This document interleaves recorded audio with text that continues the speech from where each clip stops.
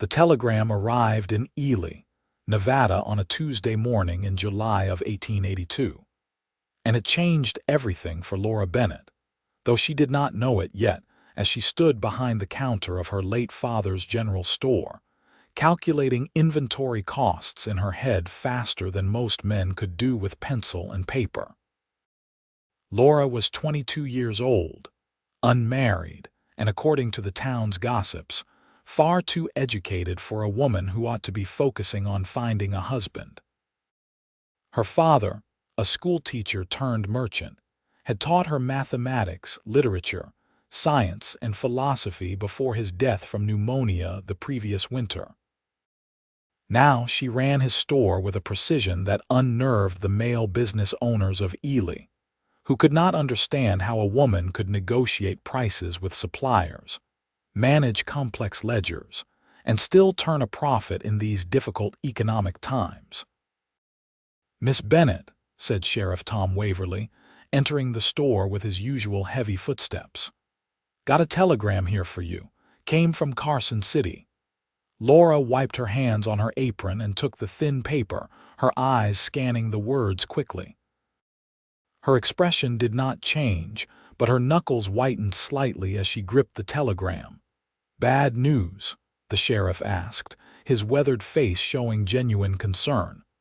"My uncle has passed away," Laura said quietly. "He has left me his ranch outside of town. Apparently, he specified that I must take possession of it within 30 days, or it will be sold to settle debts." Sheriff Waverly removed his hat respectfully. "I am sorry for your loss, Miss Bennett. Your uncle was a good man, even if he was a bit of a hermit these last years." Laura nodded absently, her mind already working through the logistics. The ranch was 10 miles outside of Ely, a modest operation that her uncle had run with just 2 hired hands. She had visited it only twice in her life, both times as a child. The problem was not emotional attachment. The problem was practical.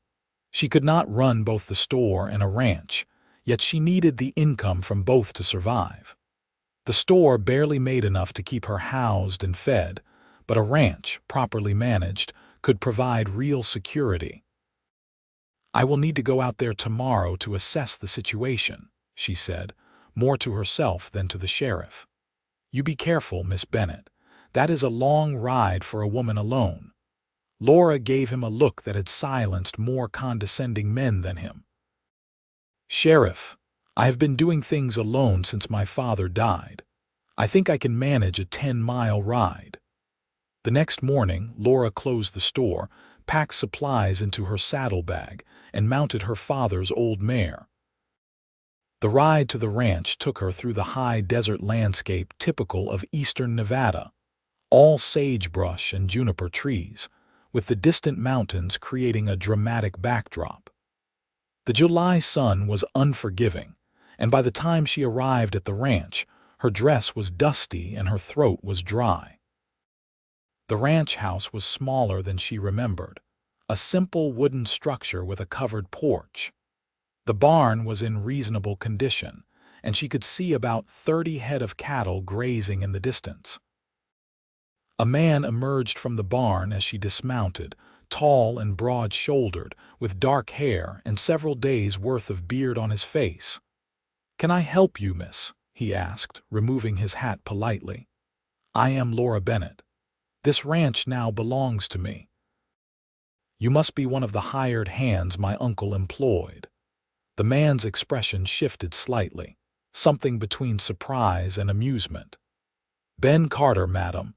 I have been working this ranch for 3 years now.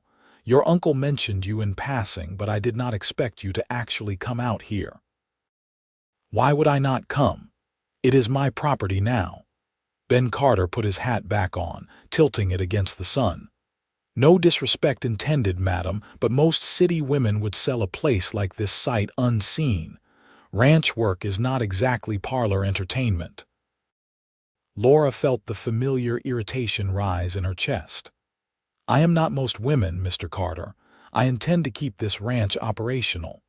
Now, I would appreciate a full accounting of the livestock, equipment, and current financial situation. Ben studied her for a long moment, and Laura met his gaze without flinching. His eyes were a striking shade of blue, she noticed, like the sky just after dawn. Finally, he nodded slowly. "All right then. Follow me and I will show you around." For the next 2 hours, Ben gave her a comprehensive tour of the property. He was thorough and knowledgeable, explaining the condition of each building, the health of the cattle, the state of the water rights, and the various challenges the ranch faced. Laura listened carefully, asking pointed questions that clearly surprised him. "You know something about ranching?" he asked as they stood by the fence, watching the cattle. "I know something about most things," Laura replied. "My father believed in education. That is clear enough." Ben leaned against the fence post. "Your uncle owed about $200 in various debts when he passed. The ranch brings in maybe $400 a year if we are lucky, after expenses. The other hand, Miguel, left last week to take a job closer to town. So right now, it is just me keeping things running." "What is your wage?" $20 a month plus room and board. Laura did the calculations quickly. Even paying Ben, she could manage both properties if she was careful and worked harder than she already was. The alternative was to sell, take whatever small profit remained after debts, and continue scraping by with just the store. "I cannot pay you regularly until I sell this season's cattle," she said. "Can you stay on with irregular payments for the next few months?" Ben was quiet for a moment, studying her face. "You are serious about this, about trying to run both operations?" "I do not have much choice, Mr. Carter. I need the income, and I will not let either property fail through neglect. That is a lot of work for one person." "Then it is fortunate I am accustomed to working hard." Ben pushed off from the fence. "All right, Miss Bennett, I will stay on, irregular pay and all, but I have one condition, which is, you spend some time out here learning the actual work. Book knowledge is fine, but a ranch requires more than mathematics and planning. You need to understand what you are managing." Laura bristled slightly. "I am quite capable of learning, Mr. Carter." "I am sure you are. That is why I am offering to teach you." He smiled then, the first real smile she had seen from him, and it transformed his whole face. "If you are not too smart to accept help, that is." The challenge in his voice was unmistakable, and Laura found herself responding to it despite her better judgment. "Fine. I will come out twice a week to learn whatever you think is necessary, but I expect you to respect that I am the owner of this property." "Understood, madam." Ben extended his hand. "We have a deal then." Laura shook his hand, surprised by the rough calluses and the strength of his grip. "We have a deal." Over the next several weeks, Laura established a grueling routine. She opened the store at dawn, worked until early afternoon, then rode out to the ranch where Ben taught her everything from mending fences to treating sick cattle to understanding the seasonal rhythms that governed ranch life. The work was exhausting and often frustrating. Laura was not accustomed to physical labor, and her body protested the new demands placed upon it. But she learned quickly, just as she learned everything quickly, and Ben proved to be a patient if occasionally sardonic teacher. He had a way of explaining things that made sense to her analytical mind, breaking down complex tasks into logical steps. He also had a tendency to watch her with an expression she could not quite read, something between amusement and respect. "You are stubborn," he said one afternoon in late August as they worked together to repair a section of fence. "I have met mules less stubborn than you." "I prefer determined," Laura replied, wiping sweat from her forehead. "Stubborn suggests irrationality. I am simply committed to succeeding." "There is a difference between commitment and refusing to admit when something is too difficult," Laura straightened, hammer in hand. "Is that what you think? That I should admit defeat? I think you should admit that you are human." Ben set down his post. "You work from dawn until dark every day. You are trying to manage two businesses that each require full-time attention. You barely eat, you barely sleep, and you push yourself until you are ready to collapse. That is not determination, Miss Bennet. That is foolishness." The words stung, perhaps because they contained more than a grain of truth. Laura had lost weight she could not afford to lose. Her hands were blistered despite the gloves she wore. Exhaustion had become her constant companion. "What would you have me do?" she asked, her voice sharp. "Sell one of the properties and resign myself to poverty. Marry some man who would take control of everything my father and uncle built. Those are my alternatives, Mr. Carter, so forgive me if I choose to work myself to exhaustion instead." Ben stepped closer, his expression serious. "There is another alternative, except that you do not have to do everything alone. I have accepted help. You are teaching me." "I am talking about more than teaching." He hesitated, as if weighing his words carefully.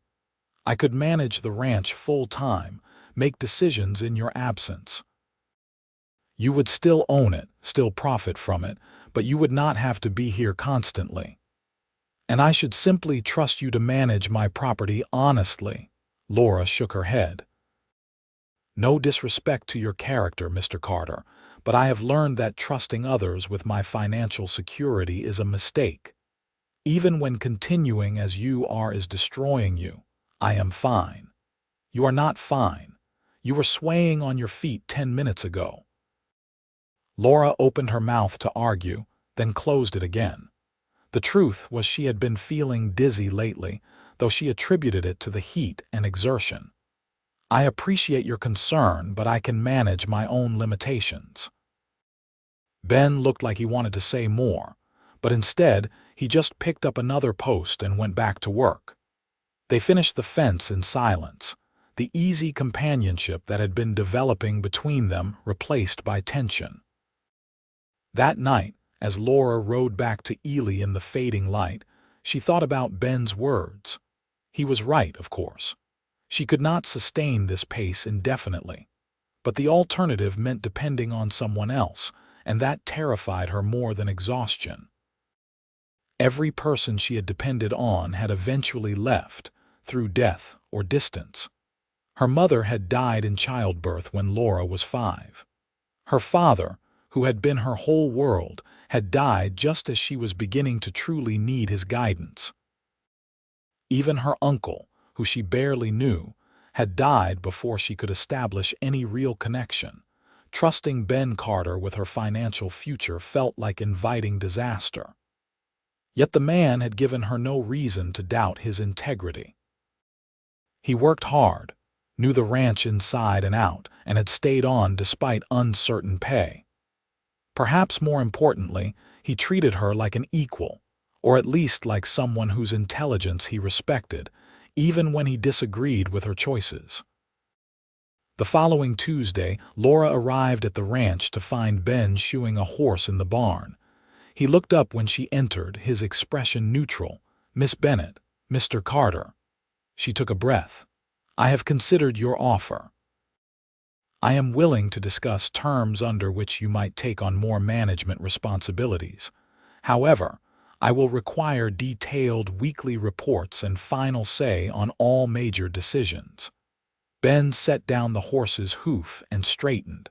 "That seems reasonable, and I will still come out regularly to work. I want to understand every aspect of this operation. Also reasonable," he paused, "but you need to reduce your hours at the store, hire someone to help you there." "I cannot afford to hire someone. You cannot afford not to, Laura." The use of her first name startled her. He seemed to realize it too because he quickly added, "Miss Bennet, forgive me. That was too familiar. It is all right." She found herself oddly pleased by the slip. "You may call me Laura when we are alone. It seems foolish to stand on formality when we are working side by side." "Then you should call me Ben." He smiled that transforming smile again. "We are partners now after a fashion, partners." The word felt significant, weighted with meaning beyond its simple definition. Laura found herself smiling back. "Partners, then. Now show me how to shoe a horse." "I assume that falls under necessary knowledge." Over the next few weeks, their working relationship deepened into something more comfortable, almost friendship.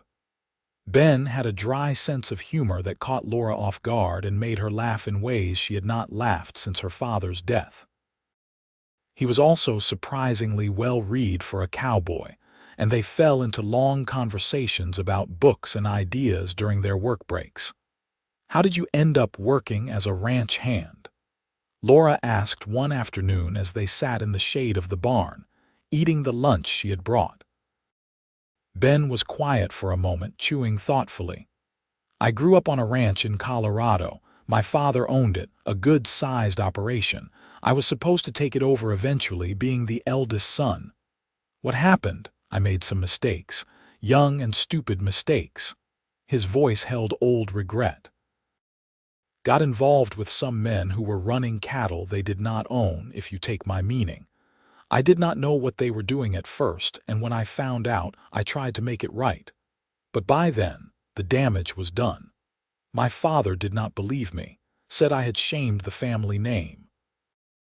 So he disowned you, not officially, but he made it clear I was not welcome anymore. I was 20 years old and suddenly on my own." He took a drink from his canteen. "Spent the next few years drifting, working whatever ranch jobs I could find, eventually ended up here. Your uncle took a chance on me despite my lack of references. I have been trying to prove I am worth that chance ever since." Laura was silent, processing this new information. It explained much about Ben, his dedication to the work, his wariness about trust, his understanding of what it meant to lose everything. "I think you have proven yourself," she said finally. "My uncle kept you on for 3 years. That speaks volumes. What about you? Do you trust me?" The question was direct, demanding an honest answer. Laura met his eyes. "I am learning to. Trust does not come easily to me. I have noticed." His tone was gentle, not critical. "You carry the weight of everything on your own shoulders because you are afraid of what happens if you set it down." "That is very perceptive, Ben." "You are not the only one who is smart, Laura." She laughed at that. "No, I suppose I am not. Though you might be too smart for your own good sometimes. All those calculations and plans running through your head, trying to control every outcome." "And what would you suggest instead?" Ben leaned back against the barn wall. "Sometimes you just have to trust that things will work out, that other people are capable of helping carry the load." "That is terrifying," Laura admitted quietly. "I know, but it is also necessary." He looked at her seriously. "We all need people, Laura. Being smart does not change that." The conversation stayed with Laura as September turned to October and the air took on a cooler edge. She did hire a young woman named Sarah to help in the store 3 days a week, and the relief was immediate. With slightly more time to breathe, Laura found herself looking forward to her days at the ranch with increasing eagerness. She told herself it was because she enjoyed learning new skills, enjoyed the physical work, and the satisfaction of seeing the ranch run smoothly. But she knew in her heart that it was really about Ben. Somewhere in the past few months, he had become the best part of her days. She woke up on ranch days with anticipation and found excuses to stay later into the evening. They talked about everything, their conversations ranging from the philosophical to the mundane, and Laura discovered that Ben understood her in ways no one else ever had. He did not try to diminish her intelligence or make her feel like she should be less than she was. Instead, he seemed to appreciate her mind while gently pushing her to trust her heart as well. He challenged her, made her laugh, and had somehow become indispensable to her happiness without her quite noticing when it happened. The realization that she was falling in love with Ben Carter came to Laura one evening in mid-October. They had been working to bring the cattle down from the higher pastures, preparing for winter. It was hard work, requiring long hours in the saddle, and by sunset, both of them were exhausted. They sat on the porch of the ranch house, watching the sky turn orange and purple. "Beautiful," Laura said softly. "Yes," Ben agreed, but when she glanced at him, he was not looking at the sunset. He was looking at her. Their eyes met and held. Laura felt her heart begin to race, a different kind of breathlessness than what came from physical exertion. Ben reached over and took her hand, his rough fingers gentle against hers. "Laura," he said quietly, "I need to tell you something." "What is it?" He seemed to struggle with the words. "These past months, working with you, getting to know you, have been the best of my life. You are remarkable, not just because you are intelligent, though you are definitely that, but because you are brave and determined and you care deeply, even when you pretend you do not. I know I am just a cowboy with a damaged reputation and no prospects beyond what you have given me, but I have to tell you that I love you. I am in love with you, and I understand if that is not something you want to hear, but I could not keep it to myself anymore." Laura's breath caught. Part of her wanted to retreat into logic, to list all the reasons why this was complicated, why they should maintain professional boundaries. But a larger part of her, the part that had been coming alive again these past months, refused to let fear win. "I love you too," she said, her voice steady despite her racing heart. "I have been trying not to because it seemed impractical and risky, but apparently my heart is not as logical as my mind." Ben laughed, a sound of pure joy and relief. "Thank God for that." He leaned in slowly, giving her time to pull away if she wanted. Laura did not want to. She met him halfway, and their first kiss was soft and tentative and perfect.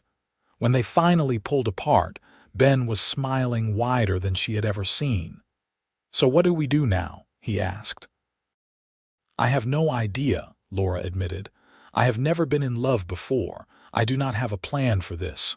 "Good. Maybe we can figure it out together without overthinking it," Laura laughed. "I do not know if I am capable of not overthinking, but I am willing to try." They sat on the porch until the stars came out, holding hands and talking about the future in cautious, hopeful terms. There were practical matters to consider, of course. Their social positions were different, and there would be talk in town when people learned of their relationship. But for the first time in her life, Laura found that she did not care what others thought. She had found something real and precious, and she was not about to let it go because of others' opinions. Over the following weeks, their relationship deepened. Ben courted her properly, riding into town on Sundays to take her to church and then for walks afterward. The town gossips did indeed have much to say about Miss Bennet and her hired hand, but Laura ignored them with a new sense of confidence. She had spent too much of her life worrying about others' judgments. What surprised her most was how natural it all felt. She had always assumed that love would be complicated and confusing, but with Ben, it was simply right. They balanced each other, his steady calmness tempering her tendency to overthink, her careful planning complementing his more intuitive approach. They made each other laugh and supported each other's dreams. In December, Ben asked her to marry him. They were at the ranch, checking on the cattle during a cold spell, and he proposed without any grand gesture, just a simple question spoken with absolute sincerity. "Laura, will you marry me? I know I do not have much to offer except hard work and a heart that is completely yours, but I promise I will spend every day trying to make you happy." Laura did not hesitate. "Yes, of course, yes." He pulled her into his arms, kissing her deeply despite the cold. "I will be a good husband to you, a real partner." I know you will, and I will be a good wife, though I warn you, I will probably try to reorganize your entire system for managing the ranch." Ben laughed. "I would expect nothing less." They married in January of 1883, a small ceremony in Ely's church with just a few close friends attending. Laura wore her mother's dress, altered to fit her, and carried wildflowers that Ben had somehow found despite the winter cold. Sheriff Waverly gave her away, and Sarah from the store stood as her witness. The preacher pronounced them husband and wife, and when Ben kissed her, Laura felt tears slip down her cheeks. Happy tears, she realized with wonder. She had not cried happy tears in years, maybe ever. After the ceremony, they held a simple reception at the store, which Laura had closed for the day. Friends brought food and well wishes, and even some of the gossiping townswomen seemed genuinely happy for them. As Laura stood beside her husband, his arm around her waist, she felt a contentment she had never experienced before. "Happy?" Ben asked quietly, leaning down to speak near her ear. "Incredibly," she replied honestly. They spent their wedding night at the ranch, which was now truly their home. Ben had spent the previous weeks making improvements to the house, adding shelves for Laura's books and a proper desk where she could do her paperwork. The bedroom had new curtains and a quilt one of the church ladies had given them as a wedding gift. "I know it is not fancy," Ben said as he carried her over the threshold, a tradition that made Laura laugh. "It is perfect," she assured him. "It is ours." That night, they came together as husband and wife with a tenderness and passion that left Laura breathless. She had read about physical love in books, but the reality was so much more intense and meaningful than mere words could convey. Afterward, they lay tangled together, talking quietly in the darkness. "I was so afraid of this," Laura admitted, "of needing someone, of depending on another person." "Are you still afraid?" She considered the question honestly. "Sometimes, but mostly I am just grateful. You were right, Ben. I was too smart for my own good, trying to control everything through logic and planning." Ben kissed her forehead. "And I told you that you were just smart enough for mine. I meant it. Your mind, your strength, your determination, everything about you is exactly what I need. We fit, Laura. We make each other better." "We do," she agreed softly. "We really do." The first year of their marriage brought challenges and joys in equal measure. They worked the ranch together, with Laura handling most of the business aspects and Ben managing the day-to-day operations. They sold the general store in the spring to a young couple from California, which gave them enough capital to expand the ranch and hire 2 additional hands. Laura threw herself into learning every aspect of ranching with the same intensity she had once applied to books and ledgers. Ben taught her to rope and brand, to read the weather signs and understand the land. She surprised him and herself with her aptitude for the work, though she never quite lost her tendency to overthink problems that sometimes required instinct rather than analysis. "You are doing it again," Ben would say gently when he found her staring at a sick cow with a furrowed brow, mentally running through every possible diagnosis. "I am thinking through the possibilities," she would protest. "Sometimes you just have to trust your gut. What does your gut tell you?" Laura would pause, set aside her spinning thoughts, and try to simply feel what was right. More often than not, her intuition, once she allowed herself to trust it, proved accurate. In August, Laura realized she was pregnant. The discovery filled her with a complex mixture of joy and terror. She had never considered herself maternal, had never spent much time around children. But Ben's delight when she told him was so complete and genuine that her fears eased somewhat. "We are going to be parents," he said wonderingly, his hand on her still flat stomach. "We are going to have a child of our own." "Are you frightened?" Laura asked. "Terrified," he admitted with a grin. but also excited. We will figure it out together, just like we have figured out everything else. The pregnancy progressed smoothly through the fall and winter. Laura continued working at the ranch, though Ben increasingly insisted she take on only lighter tasks. She protested, but secretly appreciated his concern. Her body was changing in ways she had only read about, and while the experience was fascinating from a scientific perspective, it was also exhausting. They spent the long winter evenings by the fire, Ben reading aloud while Laura knitted tiny clothes and blankets. Neither of them knew what they were doing regarding baby preparations, so they relied on advice from the ranch hands' wives and the women in town. Laura found, to her surprise, that she enjoyed these interactions with other women more than she once had. Motherhood gave her a common ground with them that her intellect never had. In March of 1884, Laura went into labor during a late-season snowstorm. Ben rode through the storm to fetch the midwife, Mrs. Henderson, while Laura tried to remain calm and remember everything she had read about childbirth. The reality, however, was far more intense than any book had prepared her for.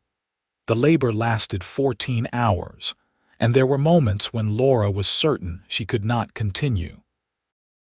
But Ben stayed by her side the entire time, holding her hand, wiping her forehead, telling her how strong she was and how much he loved her. Finally, just after dawn, their son was born. The midwife placed the tiny, squalling infant in Laura's arms, and she looked down at his red face in absolute wonder. "A boy," she whispered. "Ben, we have a son." Ben was crying openly, no shame in the tears streaming down his face. "He is perfect. You are perfect. I cannot believe he is ours." They named him William, after Laura's father, with the middle name Thomas, after Ben's grandfather. William Carter was healthy and loud, with a thatch of dark hair and his father's blue eyes.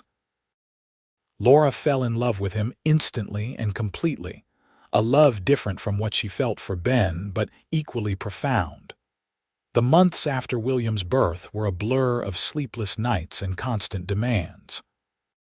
Laura, who had always prided herself on her competence, found herself frequently overwhelmed by the needs of a tiny human who could not be reasoned with or planned around. But Ben was an involved father from the start, walking the floor with William when he cried, changing diapers without complaint, and taking night feedings whenever possible. "I thought I knew what love was," Laura said one night as they watched William sleep in his cradle. "But this is different. Bigger somehow. It changes you," Ben agreed quietly, "makes you understand what really matters." By the time William was 6 months old, they had settled into a rhythm as a family. The ranch was prospering under their joint management, and they had paid off all of her uncle's old debts and even managed to save a modest amount. Laura had hired a young woman named Margaret to help with household tasks, which allowed her to still be involved in the ranch operations she loved while caring for William. Life was not without its difficulties. There were months when cattle prices dropped, seasons when drought threatened their water supply, and the constant physical demands of ranch life. But they faced everything as partners, just as Ben had promised, and Laura found that sharing burdens made them lighter while sharing joys made them sweeter. When William was 2 years old, Laura discovered she was pregnant again. This time, the news brought less fear and more simple happiness. William was a joy, curious and energetic, and the thought of another child felt like a natural expansion of their family. "Maybe a girl this time," Ben said hopefully, though he was quick to add that he would be equally happy with another boy. Their daughter arrived in September of 1886, an easier birth than William's had been. She was smaller and quieter than her brother had been, with Laura's dark hair and a serious expression even as a newborn. "She looks like she is already thinking deep thoughts," Ben observed with a smile. Like mother, like daughter, Laura replied, exhausted but content. They named her Caroline, and she proved to be a calm, observant baby who watched the world with intent focus. William, now a toddler, was fascinated by his little sister and wanted to help with everything, which was both endearing and occasionally chaotic. The years that followed were full and rich. Laura and Ben continued to build their ranch into a successful operation, their reputation for fair dealing and quality cattle spreading throughout Nevada. William grew into a bright, energetic boy who loved the ranch and seemed destined to be a cowboy like his father. Caroline was quieter and more studious, often found with a book in her hands, reminding Laura of her own childhood. One evening in the summer of 1889, when William was 5 and Caroline almost 3, the family sat together on the porch watching the sunset. It was a scene that had repeated countless times over the years, but Laura never took it for granted. She leaned against Ben's shoulder, Caroline drowsing in her lap while William chattered about the horses. "You ever miss the old days?" Ben asked quietly. "When you ran the store, when life was more under your control," Laura considered the question. "Sometimes I miss my father and wish he could have met you and the children. But miss my old life? No. I was so lonely then, Ben, even if I did not fully realize it. I thought I wanted independence and control, but what I really needed was partnership and love. You were too smart for your own good back then," Ben said, repeating the words he had said to her years before. Laura smiled. "And you told me I was just smart enough for yours. You are. You are exactly smart enough, strong enough, brave enough, everything enough." He kissed her temple. "You are everything I need, Laura. And you are everything I need too. You taught me that being smart means knowing when to trust, when to let go of control, when to let someone else help carry the weight." They sat in comfortable silence as the sky deepened to purple and the first stars appeared. William eventually fell asleep leaning against his father's leg, and Caroline was already breathing deeply in Laura's arms. The moment was so perfect, so complete, that Laura felt tears prick her eyes. "What are you thinking?" Ben asked, noticing her emotion. "That I am happy," Laura said simply. "That against all odds and despite all my fears, I found exactly what I needed. I found home. I found family. I found you." Ben pulled her closer, careful not to wake the sleeping children. "We found each other, and we built this life together one day at a time." The children grew, and the ranch grew with them. By 1892, they had expanded to run nearly 200 head of cattle and had purchased additional land. William, at 8 years old, was already helping with real ranch work, riding out with his father to check fences and move cattle. Caroline, at 6, preferred to help her mother with the business accounts, already showing a mathematical aptitude that amazed both parents. "She is going to be just like you," Ben said proudly one evening, watching Caroline bent over a ledger, carefully copying numbers. "God help her," Laura replied with a laugh. "It is not easy being the smart girl. It is easier when you have people who appreciate it rather than resent it." Laura looked at her daughter's serious face, so focused on getting the numbers exactly right, and felt a wave of fierce protectiveness. "We will make sure she knows her intelligence is a gift, not something to hide or apologize for. Of course we will. Just like we will make sure William knows he does not have to prove himself through recklessness or bravado. They will both know they are loved for exactly who they are." That had been Ben's gift to Laura, she realized. Not just his love, but his absolute acceptance of who she was. He had never tried to change her or diminish her. Instead, he had simply loved her, all of her, and taught her to love herself as well. In 1894, their family grew again with the birth of another son, whom they named James. His arrival was unexpected but welcome, bringing new energy into their household. William and Caroline doted on their baby brother, and watching her older children be so gentle and caring with James filled Laura with pride. The years continued to pass, marked by the rhythms of ranch life and the growth of their children. There were hard times, seasons when money was tight or when illness struck the herd.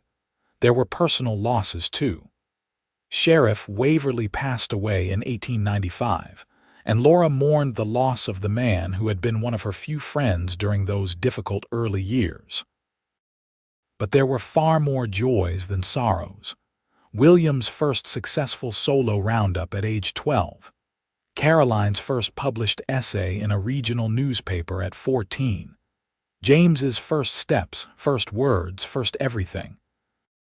Ben's steady presence through it all, still making Laura laugh, still challenging her thinking, still being her partner in every sense of the word. On their 15th wedding anniversary in January of 1898, Ben gave Laura a leather-bound journal.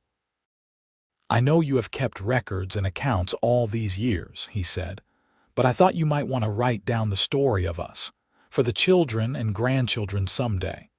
Laura opened the journal, running her fingers over the smooth, blank pages. "What should I write? Write the truth. That we found each other when we both needed finding. That we built something real and lasting. That love is not about being perfect, but about being perfect for each other." So Laura began to write, capturing their story in her precise handwriting. She wrote about the telegram that had changed her life, about the stubborn cowboy who had challenged her assumptions, about learning to trust and to love. She wrote about their children and their ranch, about the life they had built together in the high desert of Nevada. As she wrote, Laura reflected on how much she had changed since that July day in 1882, when she first rode out to her uncle's ranch. She had been so certain that independence meant isolation, that strength meant never needing anyone. Ben had taught her differently. He had shown her that real strength sometimes meant admitting vulnerability, that true independence came from choosing to connect, rather than being forced into solitude. The new century arrived, bringing changes to Ely and to the wider world. The railroad expanded, bringing new opportunities and new challenges. The town grew, and the wild west of Laura's youth slowly became something more settled and civilized. But the ranch remained, a constant in a changing world. William took over more and more of the daily ranch operations, as Ben's hair turned gray, and his body felt the accumulated toll of decades of hard work. Caroline went east to college, something that would have been unthinkable for a woman of Laura's generation, and returned with a teaching certificate and a passion for education that reminded Laura of her father. James, the youngest, showed an interest in both ranching and books, splitting his time between helping his brother and studying with his sister. Watching her children become adults filled Laura with bittersweet pride. In the spring of 1905, William married a rancher's daughter from a neighboring property, and by the following year, Laura and Ben became grandparents to a baby girl named Rose. Holding her granddaughter for the first time, Laura was struck by the beautiful continuity of life, how love multiplied and expanded across generations. "We did all right," Ben said softly, watching Laura rock baby Rose. "We did more than all right. We did wonderfully." Laura looked up at her husband, seeing the lines on his face and the gray in his hair, but also seeing the same man who had told her she was too smart for her own good all those years ago. "I love you, Ben Carter. I have loved you for over 20 years, and I love you more now than I did then." "That is because you are just smart enough for me," he replied with a grin, repeating the words that had become their private joke and their deepest truth. The years continued their steady march. Caroline married a fellow teacher in 1907, and James eventually took a position, managing a larger ranch operation north of Ely, though he returned home frequently. The original ranch continued to thrive under William's management, and Laura and Ben slowly transitioned into a well-earned semi-retirement. They spent their days working in the garden Laura had finally had time to cultivate, taking slow rides around the property they had built together, and watching their growing collection of grandchildren play in the yard. By 1910, they had 5 grandchildren, with more on the way. Laura continued her habit of writing in the journal Ben had given her, chronicling not just the past, but the ongoing story of their family. She wrote about the lessons she had learned, about the value of partnership and trust, about how intelligence and love were not opposing forces but complementary ones. On a warm evening in June of 1912, Laura and Ben celebrated their 30th wedding anniversary surrounded by their children and grandchildren. The celebration was held at the ranch, with tables set up in the yard and enough food to feed everyone twice over. As the sun set and the children ran around chasing fireflies, Laura and Ben sat together, watching it all with deep contentment. 30 years, Laura mused. It feels like both forever and no time at all. Best 30 years of my life, Ben replied, taking her hand. His hands were more weathered now, marked by age and work, but his grip was still strong and warm. Mine too. You know, I was thinking about something you said to me once, that I carried the weight of everything on my own shoulders because I was afraid of what would happen if I set it down. I remember. You were right. I was terrified of depending on anyone, but you taught me that sharing the weight does not make you weaker, it makes you stronger. We have carried everything together, Ben. Every joy, every sorrow, every challenge. And it has been so much better than trying to do it alone ever was. Ben raised her hand to his lips and kissed it gently. You taught me things too, that having a checkered past does not define your future, that hard work and honest dealing can rebuild a reputation. That being smart is something to celebrate, not hide. We taught each other, Laura. That is what partners do. As darkness fell and the party continued around them, they remained seated together, comfortable in the silence that comes from decades of shared life. Laura thought about the frightened, isolated woman she had been when they met, so determined to control everything, so afraid to trust anyone. That woman seemed like a stranger now. Ben had not changed her, not exactly. Instead, he had given her the safety and support to become more fully herself. With him, she could be both intelligent and emotional, both strong and vulnerable, both independent and deeply connected. She had thought those things were contradictions, but Ben had shown her they were just different facets of being human. Their grandchildren approached, demanding that their grandparents join the dancing. Laura laughed and let herself be pulled to her feet, Ben following. They danced together under the stars, surrounded by the family they had created, on the land they had built into a legacy. The music was simple, played on a fiddle by one of the neighboring ranchers, but the moment was perfect. Laura leaned her head against Ben's chest, feeling his heartbeat steady and strong, and thought about how a telegram 30 years earlier had set her on this path. She had resented that telegram at first, seen it as an obligation and a burden. But it had been a gift. It had brought her to this ranch, to Ben, to this life she could not have imagined for herself. All her planning and intelligence could never have designed something this good. Sometimes she had learned, the best things came not from careful control but from taking risks, from trusting, from opening yourself to love even when it terrified you. As they danced, Ben whispered in her ear, "Happy, my love." "Impossibly happy," Laura whispered back. "Thank you." "For what?"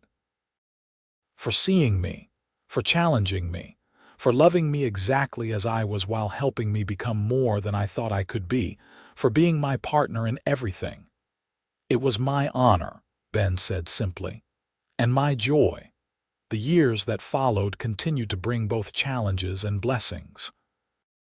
Ben's health began to decline in his late 60s, his body finally succumbing to the decades of hard physical labor.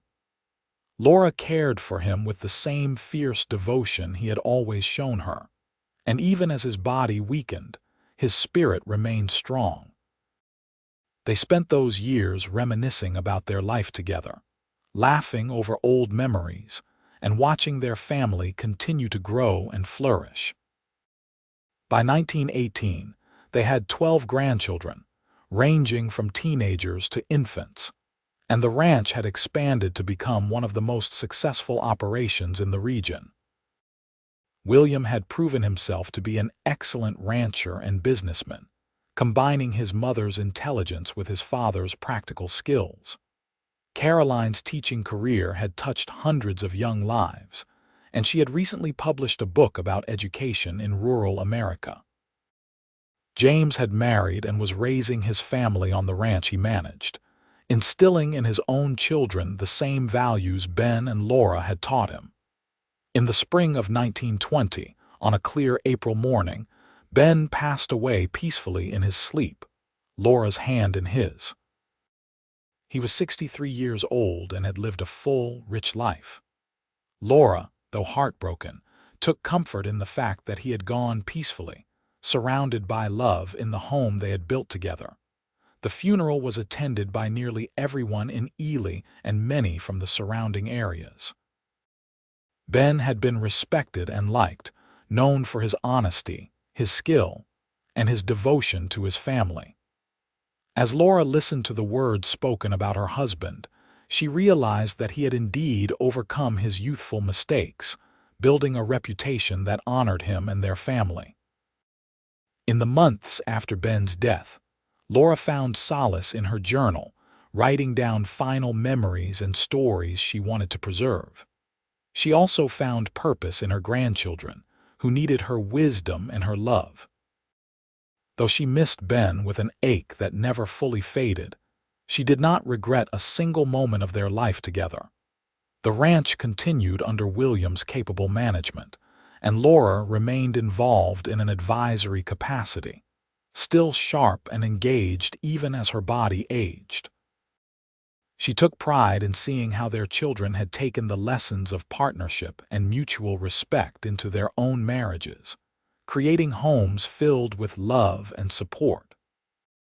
On a summer evening in 1925, at the age of 65, Laura sat on the porch of the ranch house with her 3 children, her many grandchildren, and even a couple of great-grandchildren playing in the yard. The property had grown and changed over the decades, but this spot, this porch where she and Ben had shared so many conversations and sunsets, remained essentially the same. "Tell us again how you and Papa met," one of her granddaughters asked. It was a story they never tired of hearing. Laura smiled and began the tale once more. "It was July of 1882, and I was too smart for my own good." As she spoke, painting the picture of 2 people who had needed each other without knowing it, who had built something lasting through trust and partnership and love, Laura felt Ben's presence as clearly as if he were sitting beside her. In a way, he always would be. He was in the land they had shaped together, in the children they had raised, in the legacy of love and respect they had created. When she finished the story, her granddaughter asked, "Were you really too smart for your own good, Grandma?" Laura laughed, the sound carrying across the yard. "I thought I was smart, but I did not understand the most important things. Your grandfather taught me that real intelligence means knowing when to trust, when to ask for help, when to let someone else carry part of the burden. He taught me that love is not weakness but strength, that partnership is not dependence but freedom." "He loved you very much," William said quietly. "Yes, he did, and I loved him." Laura looked around at her gathered family, at the ranch that had been her uncle's legacy and had become hers and Ben's, and now belonged to future generations. We loved each other, and from that love came all of this. All of you. It is quite a legacy for a cowboy with a checkered past, and a woman who was too stubborn to admit she needed help. As the evening deepened and the stars emerged one by one, the family remained together, held by the bonds of love that Laura and Ben had forged so many years before. Laura felt a deep peace settle over her.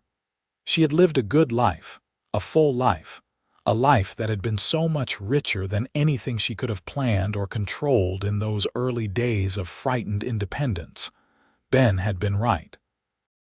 Sometimes you just had to trust that things would work out, that other people were capable of helping carry the load, that love was worth the risk of vulnerability. He had taken a chance on a woman who thought she knew everything, who wore her intelligence like armor against the world. And with patience and humor and unwavering devotion, he had shown her that being smart enough to love and be loved was the greatest intelligence of all. Laura lived for several more years, remaining sharp and engaged until the end. She passed away peacefully in 1928 at the age of 68, surrounded by her children and grandchildren, in the house she and Ben had made into a home. Her final words were simple and content. "Tell your grandfather I am coming home." The ranch remained in the family for generations, the story of Ben and Laura Carter becoming part of its foundation. The journal Laura had kept was preserved and passed down, a testament to a love story that had begun with a telegram, and a stubborn woman who thought she had to do everything alone, and a patient cowboy who had seen past her defenses to the heart beneath. In the end, Laura had been too smart for her own good, trapped by her intelligence and her fear of depending on anyone. But Ben had been exactly right when he said she was just smart enough for him.